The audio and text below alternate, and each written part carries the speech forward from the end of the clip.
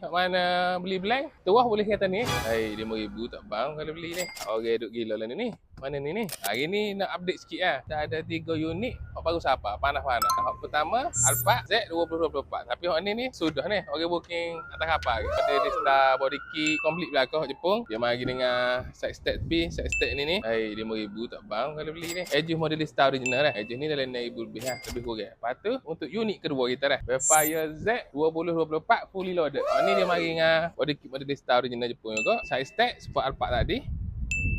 Ni mari ngasih orang duk gila lah ni. Mana ni? Nampak jahat sikit tak? Free stock lagi. Mana nak booking ke apa boleh. Harga 345.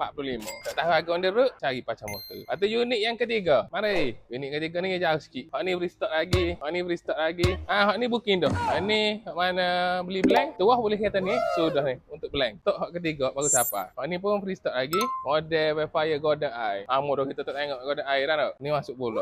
Comel. Kereta pun milih rendah lagi. Hak mana nak review kereta baru siapa ke? Hak nama siapa ke? Boleh mari di Pacar Motor kan? Apa-apa? Luncur.